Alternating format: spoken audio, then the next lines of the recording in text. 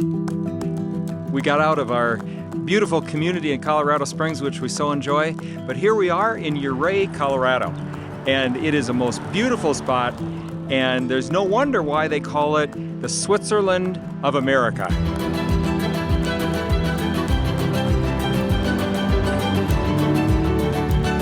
That's a hard ride.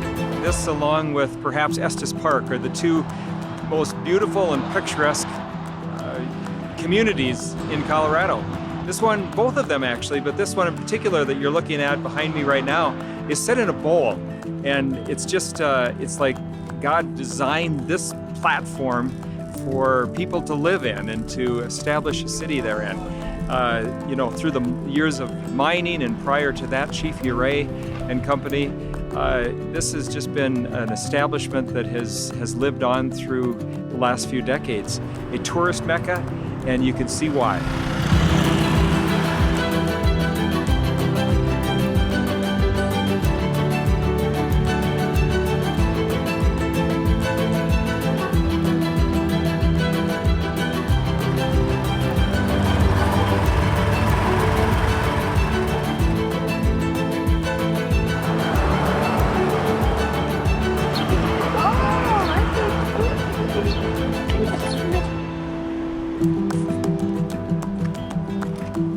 Life is good in Ouray, for sure.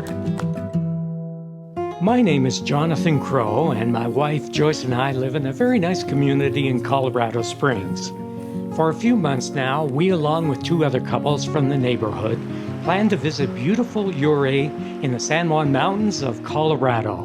We had visited Ouray many years ago and wish to return, especially looking forward to riding the steam train, which runs from Durango to Silverton.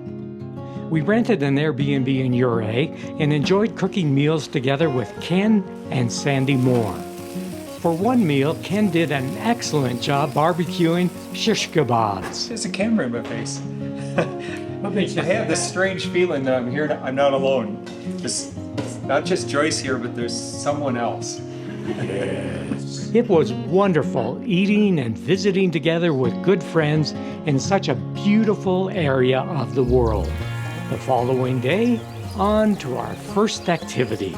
We are at the Box Canyon Falls in Ouray, Colorado, and it's a phenomenal creation by our great God. The falls, hundreds and hundreds of feet, loud roaring, mist flowing, and so on. Absolutely incredible, and I would love to know how they were formed, how God at creation, or maybe in the era of the flood, actually brought this phenomena about. But it's something to behold. I've never seen anything like it. The distance that the water falls could power the entire city of Ouray if they were able to capture that power and that energy in some way. We walked the steps down to see at the bottom, not a great view, but it was at least something that we did, and we feel accomplished. But now we're going to go for the high bridge. You just wait until we get up there. We're going to the high bridge. This is a lot of fun. Trying to find the next rock to step on. And as a wise man said to me just a few moments ago, he was taking pictures with a camera. He said, "Hey, this is not for the faint of heart." I agree. You know, there's a saying among seasoned backpackers and hikers that every trail is downhill. I disagree with that one. We're standing on the high bridge above the river, which precedes the falls.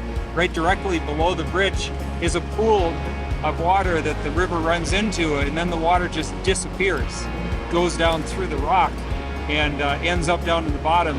Absolutely phenomenal. Creation of God, miraculous. One thing the Ouray area is known for is the $1 Million Highway. Wow. There are not enough adjectives in the whole dictionary to describe this $1 Million Highway that leads down the mountain into the incredible village of Ouray. I've been in 20 countries. I lived in Alaska for 9 years and have seen incredible amounts of God's beauty. But this is phenomenal. It is extraordinary. It's impossible to describe. You have to see it to believe it. It's no wonder they call it the $1 Million Highway. Interestingly, historians don't know for sure how it even got its name, but however it came by its name, it deserves it. It's a beautiful, but I have to say a bit frightening drive as well. I keep telling my passengers to look at the scenery, not the drop-offs, because they are kind of frightening indeed. This highway is definitely a $1 million view for sure. We left Ouray and of course took the $1 Million Highway and headed towards Durango, Colorado. We were looking forward to traveling on the historic Durango to Silverton steam train. But only a few miles out of Ouray, we decided to take a little detour down a rough backwoods road in order to visit a Colorado ghost town. Back in 1883, this area was the center for silver mining, and for that reason, a town was built called Ironton. By 1890, Ironton was quite upscale. It had plank sidewalks, graded streets, a schoolhouse, and 2 churches. In that same year, 1890, the United States Congress passed the Sherman Silver Purchase Act that required the government to buy 4.5 million ounces of silver a month, the total output of the Western silver mines combined. Unfortunately, the Sherman Act was repealed 3 years later, and the price of silver plunged, as did the population of Ironton. The town never recovered, and this area was then officially declared a ghost town. I can't help but wonder how many Christmases and Easters did families spend in this house? How many times did young children run up and down these stairs? And look at it now. This quietly reminds me that so many things in life may feel exciting and important, but in the end, don't really amount to much. After spending the night in Durango, we went to the train station the next morning and boarded the narrow-gauge steam train bound for Silverton, 45 miles from Durango. The railroad tracks were completed in 1882, and there has been continuous train excursions ever since. For us, this was a 9-hour round trip.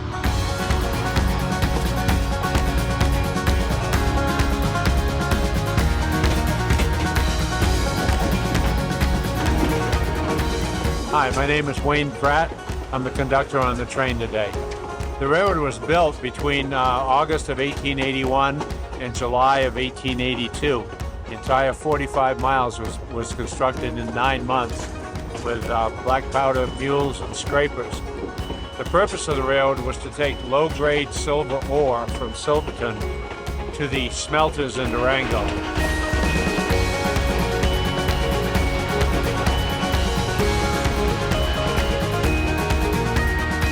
Well, we've had a great day on the train. Yesterday we drove this almost same route, and we were a little more nervous when we were driving, although Ken is a very good driver. We've seen lots of beautiful scenery. The only thing I wish I would have seen today is a bear. I haven't seen a bear. He's sitting in the seat beside you. I've been looking and looking. I like this train ride.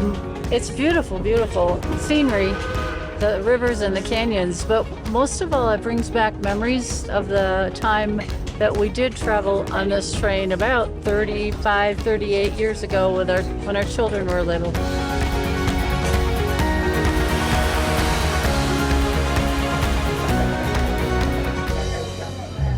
One of the things that is remarkable is listening to you interview people and just meeting people. I think relationship always trumps everything else because people are the crown of God's creation. The 87-year-old newlyweds that are sitting across the aisle from me, and all the way down to the little baby of 6 months that's right in front of where Sandy and I are sitting.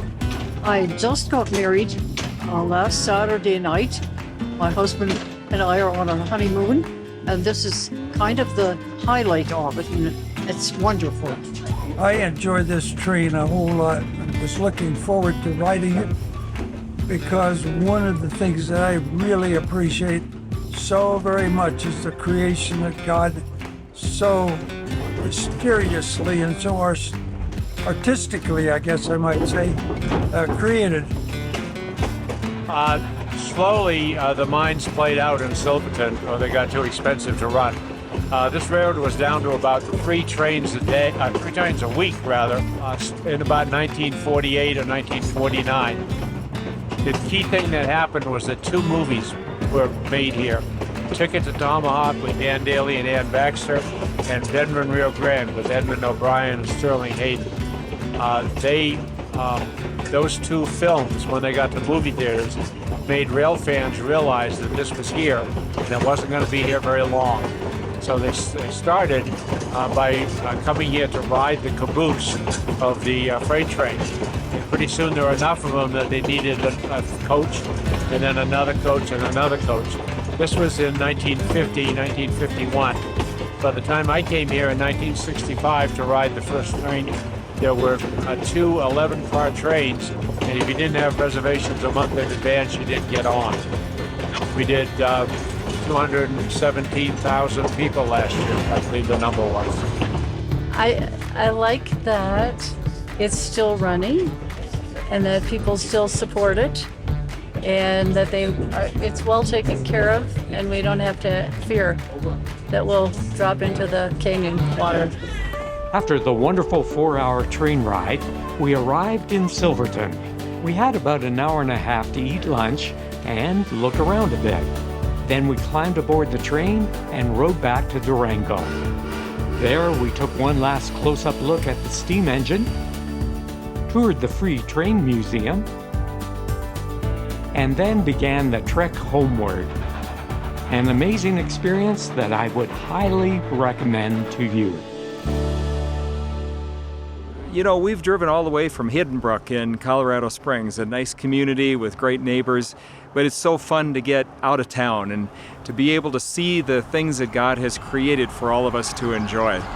And so I trust that that you will, if you haven't been to Ouray, that you'll make it here soon. Make your way out of town and get a glimpse of the beautiful, beautiful creation of God.